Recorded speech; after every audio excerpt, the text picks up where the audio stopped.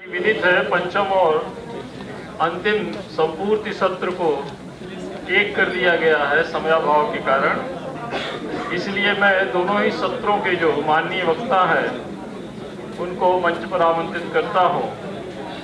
मैं आमंत्रित करता हूं प्रोफेसर राकेश उपाध्याय जी को,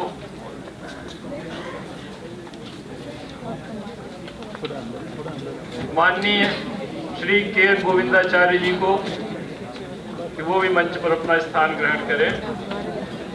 प्रोफेसर युगल किशोर मिश्र जी जो कि संपूर्ति सत्र में जिनका वक्तव्य होना है अध्यक्षीय, उनका आगमन प्रतीक्षित है। इसी क्रम में मैं आमंत्रित करता हूं मंच पर वेद विभाग के प्रोफेसर पतंजलि मिश्र जी को कि वे मंच पर अपना स्थान ग्रहण करें।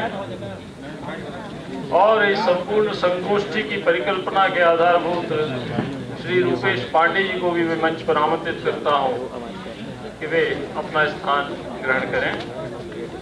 पंचम सत्र का विषय, जैसा कि आप सभी को विदित है, धर्मपाल के ऐतिहासिक चिंतन के आलोक में नवीन शोध की संभावनाएं। इसकी अध्यक्षता कर रहे हैं इंदिरा गांधी राष्ट्रीय कला केंद्र के क्षेत्रीय केंद्र के निदेशक डॉक्टर विजय शंकर शुक्ल जी। इसमें 3 वक्तव्य होने हैं। प्रोफेसर राकेश उपाध्याय जी का, जो कि भारत अध्ययन केंद्र में शताब्दी पीठाचार्य हैं।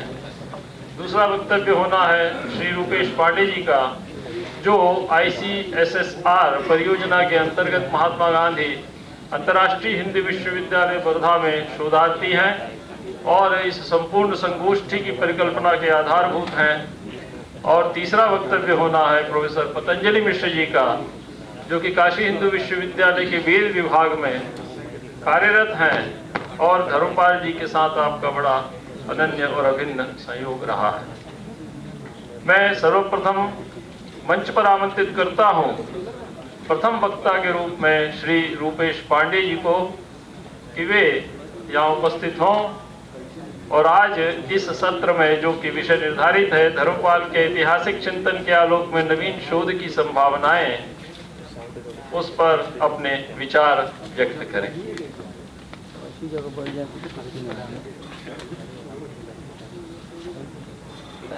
खास दिए उससे हमारा रिकॉर्डिंग खराब हो। प्रोफेसर सदाशिव द्विवेदी जी, मंच पर आसीन अध्यक्ष और सभा में उपस्थित काशी हिंदू विश्वविद्यालय और अन्य विश्वविद्यालय और महाविद्यालयों से आए हुए अध्यापक वृंद और छात्र भाई बहनों, धर्मपाल जी के सबको पहली बार 1994 में सुनने का अवसर मिला था अखिल भारतीय विद्यार्थी परिषद के राष्ट्रीय अधिवेशन में इंदौर में।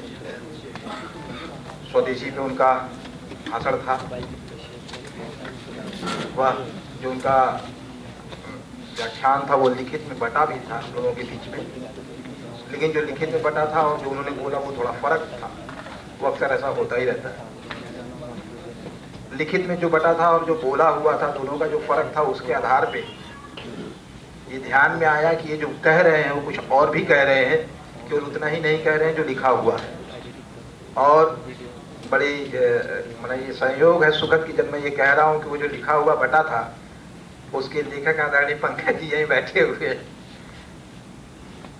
आप लोगों को शायद अंदाजा नहीं है आदरणीय पंकज जी के किस ज्ञान परंपरा से आते हैं। धर्मपाल जी से जब कोई बात कही जाती थी कि अच्छा आप नहीं लिख सकते हैं तो कौन लिखेगा, तो वो कहते थे पंकज जी से लिखवा दीजिए।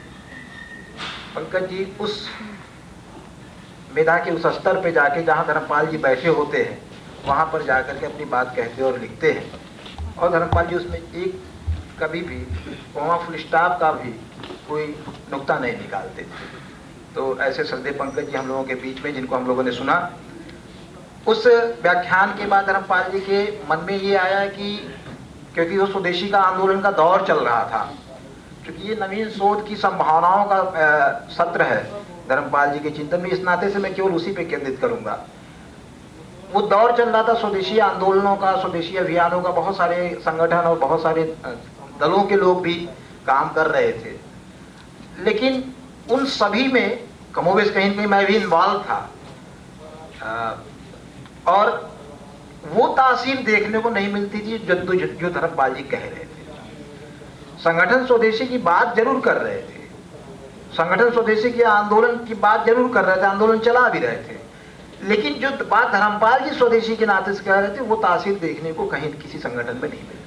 और इस नाते से वो जो पीड़ा मेरे मन में थी उससे एक आकांक्षा पैदा हुई, एक जिज्ञासा पैदा हुई कि धर्मपाल जी से मिलना है। और संयोग देखिए कि 1995 में इलाहाबाद गया तो वहाँ स्वदेशी का उन दिनों का जो सबसे बड़ा आंदोलन चलाने वाला संगठन था, जिसकी चर्चा किसी ने संभवतः अशोक मोडक जी ने कही, आज़ादी बचाओ आंदोलन से मेरा जुड़ाव हुआ। और वहाँ पता चला कि हमारे मित्र राजीव दीक्षित वगैरह वो लोग धर्मपाल जी से जुड़े हुए हैं। और 1 साल बाद ही मुझे धर्मपाल जी से मिलने का अवसर 96 में हुआ। तब एक बड़ा संगठन स्वदेशी और ग्लोबलाइजेशन के खिलाफ और स्वदेशी के पक्ष में और भूमंडलीकरण के खिलाफ, उदारीकरण के खिलाफ ये सब चल रहा था। उसका नाम था NAP। इसमें तमाम तरह के लोग थे, जितनी भी विचारधाराएं थे उन सबके लोग थे। उनकी एक यात्रा सेवाग्राम गई थी, धर्मपाल जी सेवाग्राम में रहते थे। उनको प्रत्यक्ष देखने का पहला अवसर मिला, दूसरा अवसर पहला अधिवेशन में, दूसरी बार बातचीत का भी अवसर मिला।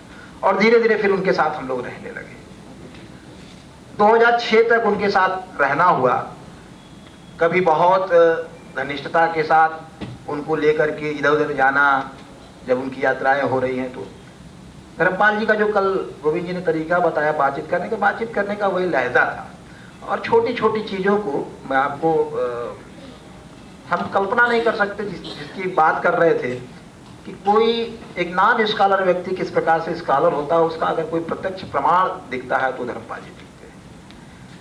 कितनी मेहनत करनी पड़ती है हमको शोध के कामों में, और कितने प्रकार से मेहनत करनी पड़ती है शोध के कामों में, हमको वो धर्मपाल जी में दिखता है। जिसको टाइपिंग नहीं आती है, जिसको कुछ भी इतिहास का पता नहीं है, जिसको पीछे का कुछ भी पता नहीं, साइंस का विद्यार्थी है लेकिन वो सोशल साइंस में भी काम कर रहे हैं, हिस्ट्री में भी काम कर रहे हैं, फिलॉसफी पे भी काम।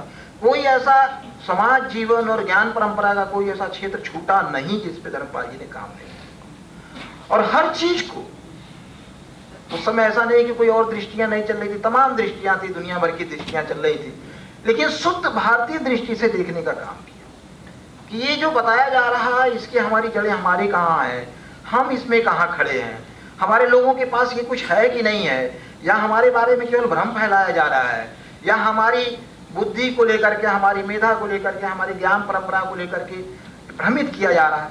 इन सब बातों पर वो बड़ी बारीकी से चिंतन किया करते थे। ऐसे स्कॉलर को हम लोगों को देखने का अवसर मिला, उनके साथ काम करने का अवसर मिला।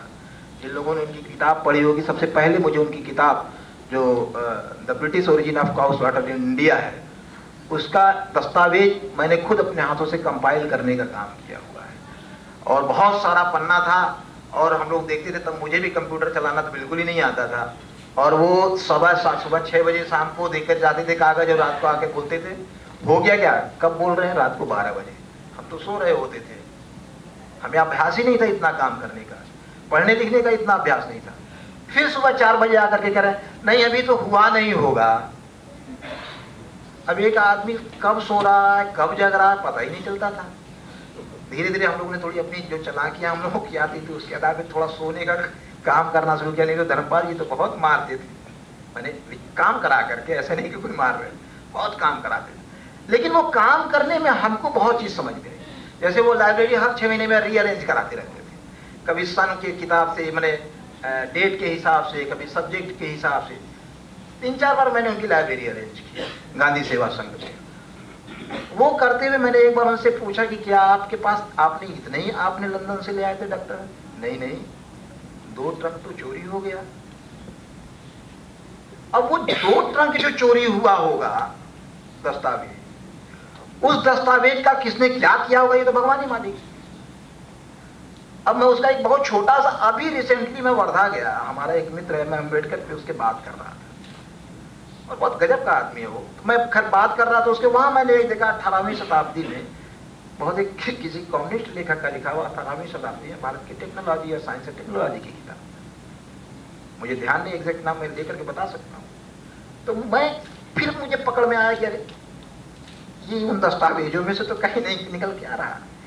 तो धर्मपाल जी को हम केवल और केवल इतिहासकार के नाते, दार्शनिक के नाते, समाजशास्त्री के नाते, चिंतक के नाते ऐसा हम नहीं कर सकते हैं। वो एक होलिस्टिक अप्रोच से पूरा काम कर रहे हैं। और हर क्षण अगर हम कह सकते हैं दावे से, तो कह सकते हैं कि हर क्षण धर्मपाल जी एक नए शोध की तरफ लोगों को आग्रह कर रहे हो। ये करो, ये कर लो। मूर्ख हैं आप लोग, उनके शब्दावली ऐसे, मूर्ख हैं आप लोग, आपको पढ़ना भी नहीं आता है। तो इन शब्दावलियों में बात करके वो हम लोगों को प्रेरित करते थे कि हमको पढ़ना क्या है। मैं एक छोटा सा उदाहरण दूंगा, सबने पढ़ा होगा, पवन जी ने पढ़ा होगा, पंकज जी भाई साहब ने पढ़ा होगा। एक बार उन्होंने एक 29-30 नावल की लिस्ट बनाई कि ये पढ़ डालो। क्यों पढ़ा है हमने? हमने कहा ये नावल का क्या मतलब है? बोले इनको पढ़ लोगे तो भारत को समझ जाओ। मैं 2 नावल का आपको उदाहरण देता हूँ। एक सहस्त्रफण है जो तेलुगु का नावल है, जिसका हिंदी अनुवाद नरसिंहा राव ने किया। उसमें 3 पैरेलल कहानियां चलती हैं। अब किसी इतिहासकार से, दार्शनिक से आप नावल के बारे में क्या बात करेंगे भाई? वो क्यों बात करेगा? लेकिन वो देख रहे हैं कि उस पूरे नावल में यह बहुत व्यवस्थित ढंग से बताया जा रहा है कि किस तरीके से हिंदुस्तान की शासन पद्धति को, व्यवस्थाओं को तोड़ा जा रहा है। वो केवल नावल नहीं है, वो नावल सहस्त्रफण हिंदी में उपलब्ध है। दूसरा नावल कोणार्क है। अब कोणार्क जो है वो सूर्य मंदिर की कहानी, उड़िया का लिखा हुआ मूल रूप से है, लेकिन हिंदी में भी अनुवादित है। लेकिन आप जब कोणार्क को पढ़ते हैं तो आप उस विराट सौंदर्य बोध, सौंदर्य दृष्टि के साथ भारतीय समाज में एक बड़ा समाज जो कैसे काम करता है, आपको उसका दर्शन होता है। उसकी व्यवस्थाएं क्या, उसकी परंपराएं क्या है, आपको उसका दर्शन होता है। ये सारी चीजों पे धर्मपाल जी बहुत बारीक नजर रखा करते थे। अब हम आज की तारीख में, जब मैं बनारस में खड़ा हूं, और चूंकि बनारस से धर्मपाल जी को बहुत लगाव था, और बनारस से लगाव उनका केवल इस नाते नहीं था कि वो, उनका गांधी विद्या संस्थान में आना जाना बहुत था। जयप्रकाश जी ने गांधी विद्या संस्थान बनाया था, जयप्रकाश जी का उनको बहुत संरक्षण प्राप्त था। इस नाते से वो बहुत प्रिय मने था गांधी विद्या संस्थान धर्मपाल जी के लिए। लेकिन इससे ज्यादा भी वो बनारस के बारे में सोचते। तो वो जो बहुत ज्यादा सोचते थे, वो मानते थे कि काशी जो है, बनारस जो है, भारतीय ज्ञान परंपरा और व्यवस्था का मूल केंद्र है। और आज मैं अपनी समझ से ये कह सकता हूं कि धर्मपाल जी की जो चिंता थी कि इस प्रकार के जो केंद्र टूटे हैं, इस प्रकार के जो केंद्र नष्ट भ्रष्ट हुए हैं, इन केंद्रों का वापस अगर पुनर्जीवन हो जाए तो शायद हम जिसकी कल्पना कर रहे हैं या जिसकी अपेक्षा कर रहे हैं, भारतीय समाज फिर से उसी सौंदर्य दृष्टि के साथ, उसी समृद्धि के साथ फिर से पुनर्जीवित हो सकता है और स्थापित हो सकता है। तो जब मैं बनारस में खड़ा होकर के ये बात कर रहा हूं, तो 2-3 उदाहरण देकर के अपनी बात पूरी करूंगा। जिसकी चर्चा सवेरे किसी ने किया कि ये जो सर्वेक्षण आए अंग्रेजों के, इसमें शिक्षा के, बनारस पूरी ज्ञान परंपरा का केंद्र है, तो छूट कैसे गया? मैं ये आरोप लगाता हूं कि ये जानबूझ करके छोड़ा गया ताकि इधर ध्यान ही नहीं जाए कि क्योंकि काशी अगर बड़ा केंद्र ज्ञान परंपरा का नहीं होता, भारत की ज्ञान परंपरा का मूल केंद्र नहीं होता, तो जो हमारे यहाँ कहावत होती है, कहावत चला करती है हजारों साल से, जिसके अंतिम उदाहरण दयानंद थे, उसके पहले शंकराचार्य जी का उदाहरण मिलता है कि भाई बनारस के पंडितों से जरा कोई नया सिद्धांत आया, कोई नया विचार आया, जरा कहा जाता है बनारस के पंडितों से इस पर बात कर लो, मोहर लगवा लो। भगवान बुद्ध को भी उत्तर पथ से चल करके कठिन रास्ते से वो गया में ही अपने शिष्यों को दे देते अपना उपदेश। वो काशी क्यों आना पड़ा उनको? शायद उनके दिमाग में कहीं ये था, यह जो ज्ञान केंद्र है, अगर यहाँ हमारी बात, हमारा दर्शन, हमारा सिद्धांत, हमारा विचार प्रतिपादित होगा तो इसके फलने फूलने, इसके फैलने की गुंजाइश से ज्यादा बढ़ेगी। और संभवतः वैसा हुआ। शंकराचार्य के साथ भी वही हुआ। शंकराचार्य को यहाँ आना पड़ा, कहा गया कि वहां जाइए। बाद में आधुनिक काल में दयानंद सरस्वती का उदाहरण। आज मैं अभी पिछले 1 महीने पहले मैं साड़ी पे कुछ काम कर रहा था कि साड़ी की परंपरा क्या है, उसके टेक्नोलॉजी, उसके ट्रेडिशन पे, ट्रेड पे नहीं, टेक्नोलॉजी और ट्रेडिशन पे काम कर रहा है। अभी वो काम और करना है, बाकी है। बड़ा आश्चर्य लगा क्योंकि धर्मपाल जी तो ऐसी ही चीजों को खोज रहे थे। 1919 से लेकर के 1922 तक बनारस में फ्रांस की जरी बड़े सस्ते दामों पर यहाँ इंपोर्ट हो रही थी, भेजी जा रही थी। और बनारस का जरी का मार्केट, साड़ी का मार्केट बहुत बुरी तरीके से लड़खड़ाया हुआ। लेकिन यहाँ की कारीगरों ने अपनी ताकत, अपनी कौशल से केवल 4 साल में फ्रांस की जरी को बनारस के बाजार से बाहर कर दिया। ये खोज रहे थे धर्मपाल जी नए शोध के नाम।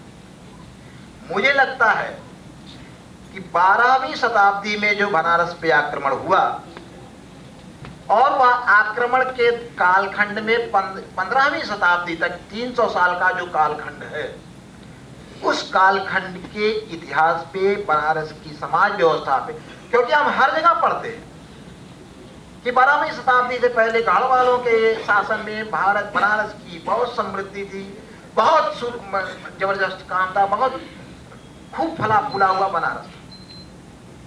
तो वो बनारस जो टूटा, बिखरा, उसकी जड़ें कहाँ थी, कैसी थी, उसके कारण क्या क्या थे। अभी मुझे गिरिराज जी कह रहे थे, हम लोग पिछले दिनों बैठे थे, लेकिन हमको देखना चाहिए। उसी समय में कश्मीर पे अफगानी लोगों का अटैक होता है, वहां अफगानियों का प्रवेश होता है। और वही समय है जब कश्मीर में के राजा सोमेश्वर देव तृतीय ने, सोमेश्वर देव तृतीय एक किताब लिखते हैं मानसोल्लास, जिसे रविंद्र शर्मा गुरु जी, जिनकी कल बहुत चर्चा हुई, वो कहते हैं कि भारतीय सभ्यता की आखिरी किताब है। भारतीय सभ्यता, संस्कृति और ज्ञान परंपरा का एक मूल केंद्र टूट रहा है, एक राजा टूट रहा है और एक किताब लिख रहा है। हमको इन कड़ियों को जोड़ करके देखना होगा और इन केंद्रों को जोड़ना होगा, तब जाकर के धर्मपाल जिस नए शोध और नए ज्ञान की बात कर रहे हैं, जिस व्यवस्था की बात कर रहे हैं, हम वहां शायद पहुंच पाएंगे। मैं अपनी बात को यही विराम देता हूं। धन्यवाद। धन्यवाद रूपेश पांडे जी।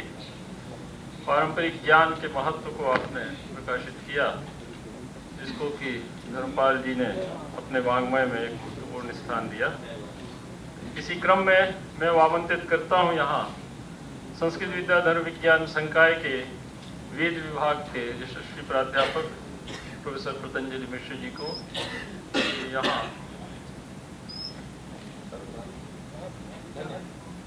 अच्छा, जैसा कि अध्यक्षीय व्यवस्था मुझे अभी भी प्राप्त हुई है, हम लोग सब यहाँ उपस्थित हुए हैं माननीय के.एन. गोविंदाचार्य जी को सुनने के लिए। उनकी आज 7:15 बजे फ्लाइट है, तो हम लोग चाहेंगे कि उनको इस सत्र में अधिक से अधिक हम लोग सुन सकें। इसके लिए यहाँ पर हम क्रम का परिवर्तन कर रहे हैं और आदरणीय पतंजलि जी के पहले मैं माननीय के.एन. गोविंदाचार्य जी को यहाँ आमंत्रित करता हूँ कि वे पर्याप्त समय लेते हुए हम सभी को अपने उद्बोधन से आप्यायित करने की कृपा करें।